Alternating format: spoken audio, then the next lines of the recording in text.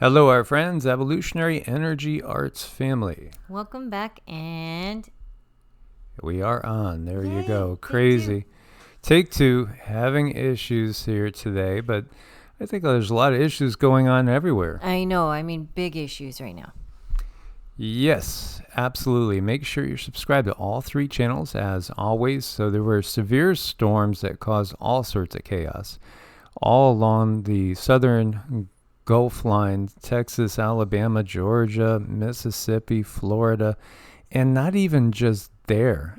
We saw tremendous flooding going on. In some areas in Pensacola, 18 and a half inches of rain.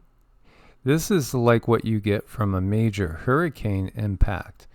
And, this is an interesting area again. Gulf Breeze. Gulf Breeze is famous for some UFO sightings, and there's also a big military base in the area. Could this be a target of some weather warfare? Absolutely. Absolutely. Now, weather warfare has been used on humanity since ancient times, but that's, part of what we talk about on this channel that most people don't bring up the connections. I know, indeed. It's something that at one point it was not covered up at all, but now it's like the big secret. So here you see, this is the wharf at Orange Beach during the James Taylor concert. And this is just before the floods. You can see a little bit after. Yeah, it's crazy what we're seeing weather-wise. But again, if you go to Twitter and you just, I think, I'm guessing I'm fairly typical as far as what you guys probably follow is what we follow. A lot of weather information, a lot of geoengineering, quote-unquote climate change, all this, science, etc. And, all we're seeing is just so many what looks to be bot accounts almost. It feels like there's got to be a vast majority of them that are bots and not even real, that are out there pushing the climate change agenda bigger than ever. So what's that mean? Well, that means that we're going to get hit with a lot of things that, they were going to label climate change. But at the same time, you have so many people waking up and sharing their pictures of the skies and of all the funny clouds and saying, this is not normal, obviously. Look at this. These cars are barely visible, and this is in Pensacola. So, here are some official numbers. Gulf Breeze, 15.22 inches. Warrington, Fanning Springs, 9.73. Pensacola, 9.5. This is a lot of rain in a short period of time. It wasn't just rain either. You have tornadoes in multiple places. This was one southeast of Loco, Oklahoma. Well, the weather was certainly crazy there. And this is Perryton, Texas, which got absolutely hammered. This is northern Texas. As you could see, this was a large tornado, and it really leveled the town. Now, this is over in Port Clinton, Ohio, and you could see some major wind strength going on there, lifting things and sending them flying. So, all the way up to Ohio, we have the crazy weather going on. And this is Cedar Point, Sandusky, Ohio. This is one of the biggest amusement parks in the country, and it's known for its craziness of roller coasters, and you get free lightning strikes with the roller coaster rides. Oh, the joys. Over to Little Rock, we see the most prolific hail-producing storms in Arkansas weather history. Hailstones the size of baseballs. Obviously, it could be damaging, could be even deadly. I know. I'd be so worried about my stuff. I'm sure those are some expensive dents. And, back to Perryton, Texas, and what's left of it. This looks like a bomb went off. This looks worse than what we've seen in some areas that are war-torn. It's just devastated. Absolutely devastated. And all I notice is tweet after tweet, just talking about destructive climate change. Get your methane butt monitors here. I know. Buy one, get one. Yeah, this is just horrible. Please send your prayers and best wishes for everybody involved in this. So the storms cost at least 3 lives last night. And again, they impacted all the way from Oklahoma and Texas all the way to Florida. And, we went to let the dogs out in the middle of the night, and, the rain was intense. The winds were insane. It did feel hurricane strength last night with the winds. And, the rain was going like horizontal. And Rama took a look out and said, I'll hold. And he usually goes out in the rain too, but he wasn't going to do that. No, I didn't think it was really a good idea the way things were flying last night. So you had a 7.2 earthquake that hit south of the Fiji Islands. Thankfully, no damage, no life lost, and no major tsunami there. There has been now 8, well, that one wouldn't really count as an aftershock. 7 aftershocks, as you can see. Pretty strong, the strongest being a 6.0. This is, of course, one of those areas that does get hit a lot and gets hit with big ones. And, this whole area is just littered with tons and tons of islands. Beautiful area. So we can see we've hit a G2 geomagnetic storm going on. And, the thing that we wanted to touch on this definitely affects consciousness. No way about it. You might feel sluggish. You might feel exhausted. You might feel hyper. You might feel positive. Everybody is a little different, as everybody's on their own unique journey and path. But absolutely, this is affecting our consciousness. It's affecting our bodies too. So the KP index has been pretty steadily above 4, and it did go a little bit over 6. And we did have some solar activity. There were a couple of low-level M flares, including an M 1.08, and this was off of AR 3338. Some people are buzzing about the sunspot region 3333. Now, they are labeled sequentially, so you're going to get there at some point in time. Curious, though, that 3333 is out there at this point in time. And this is basically a coronal whole solar wind stream that's been hitting us. And that absolutely can also affect things like the weather and like earthquakes, like volcanoes. So it's all intertwined. It is. And you always want to watch these numbers. I mean, they are significant. It does place you in somewhat of a soul stream where things are going to change. So we're watching this 3333. Should come with some very unique upgrades. I suggest people drink plenty of water. Well, this is what came through in this morning's meditation, was, to basically talk to people about staying calm, staying positive, recognizing the positive changes that are going on, which does have to do with our consciousness, because this is a period of ascension in which everything is speeding up to a very high degree. You got to recognize, too, that everything you see the power structure on the planet doing is in response to what's happening naturally.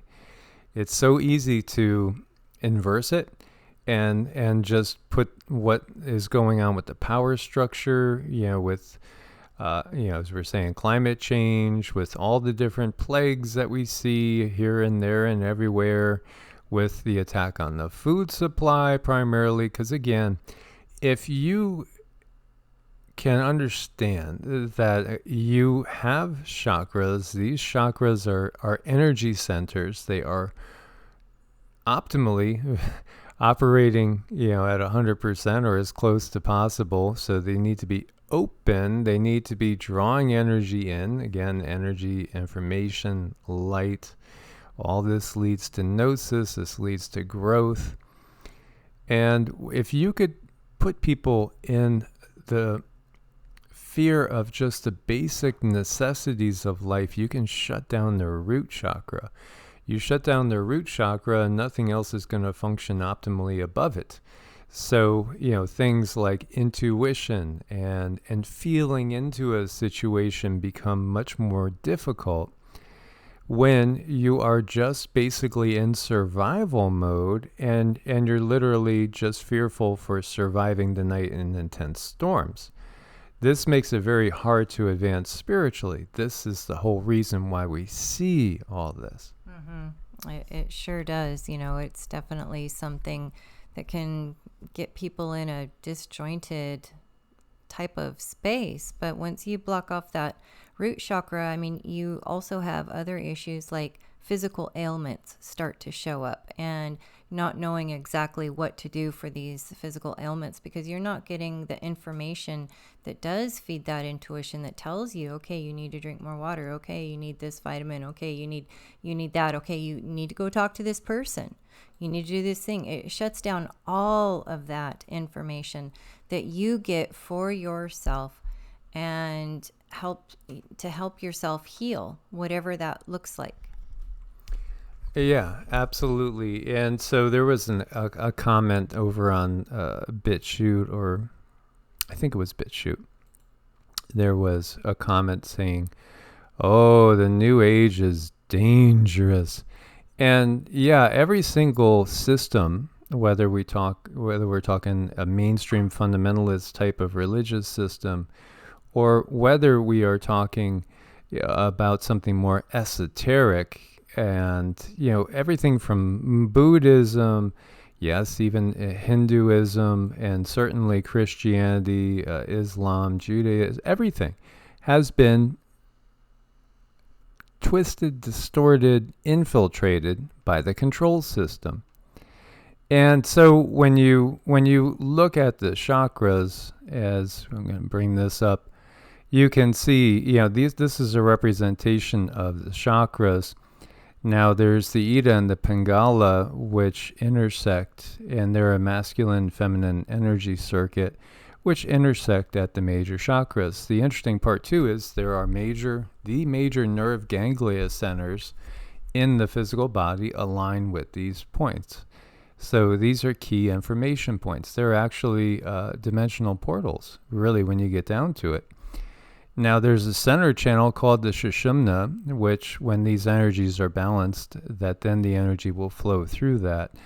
But when you have, say, life-threatening situation going on and your root chakra is not functioning properly, when you have a sense of unassuredness about yourself, who you are, from a gender point of view, for instance, that can absolutely shut down, again, the sacral center. So, these are the things to realize. This is what's going on, is they don't want your pineal gland operating. This is why there's fluoride in water. This is why there's fear. This is why you have fundamentalist people saying, oh, chakras, that's devil talk, that's demon talk. They don't even understand, because unfortunately so many of these people, they haven't done any sort of deep introspective work. They're eating and ingesting foods and fluids that are less than optimal, that are also making it impossible for them to perceive the bigger picture. So truly, they are the blind. They are the ones in the dark that are trying to lead others, but it only leads them into the dark. Because, again, without experiential knowing is something that's so different. You experience something like, that's why when you talk about people that go to Peru, you talk about people that go to these trips and experience a change in consciousness. And some people that have, not even doing that, but people that have these unfortunate events that can end up turning out to be fortunate, in which they are temporarily deceased, near-death experiences. I've had several, quite a few actually, friends that have been in this state, and they are forever changed.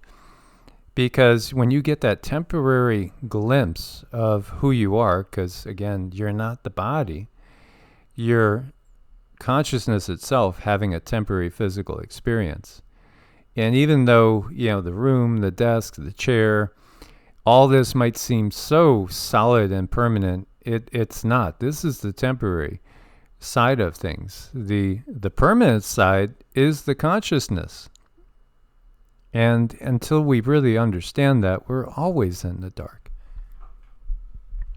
And this is something that's a gift to us that anyone can claim, to have this information to help you get closer to your higher self. This is a path that should be taught from kindergarten. I mean, our kids are taught all the wrong things. We need to know about our bodies. We need to know how to heal. We need to know the importance of our chakras, and not treating these things like, they're horrible, bad, evil.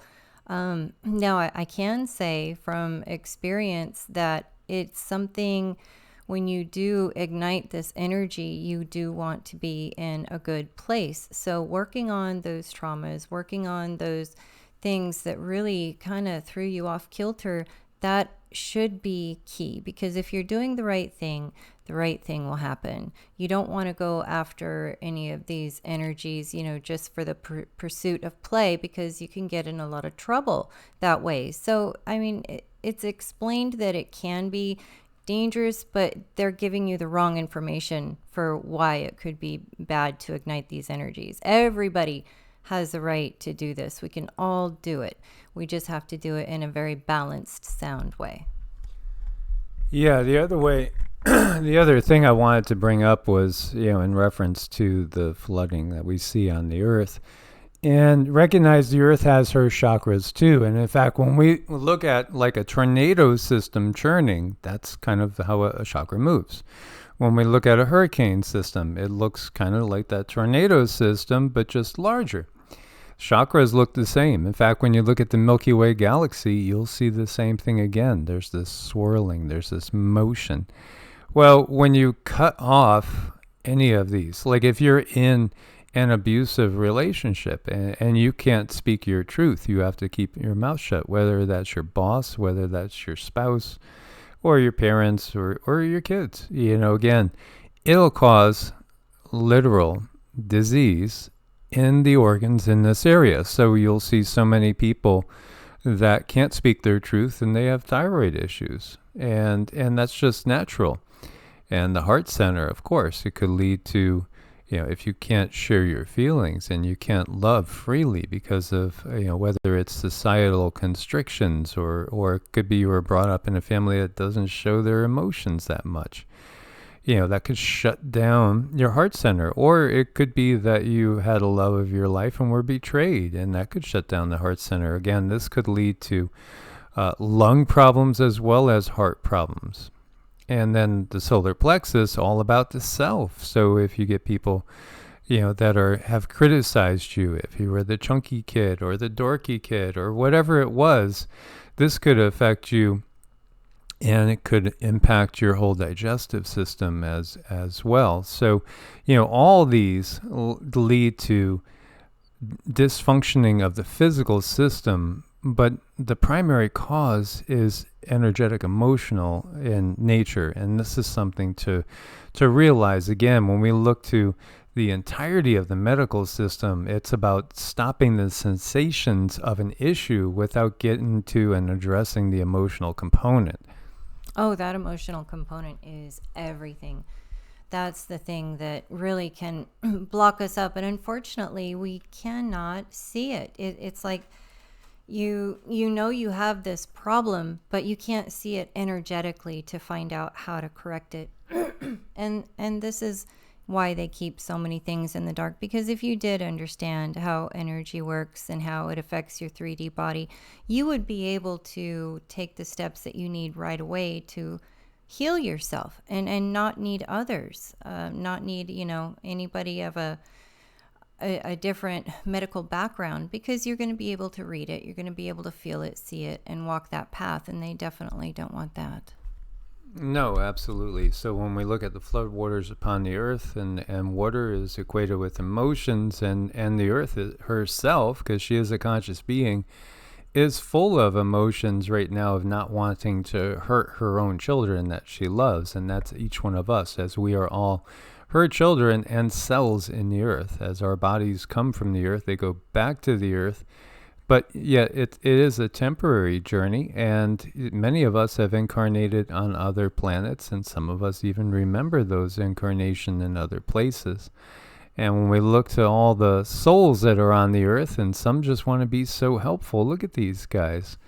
You know, they just want to be helpful. They want to be positive. They want to be loved is the bottom line. Love is that glue that holds the entirety of the universe, multiverse together, as each universe is just another cell.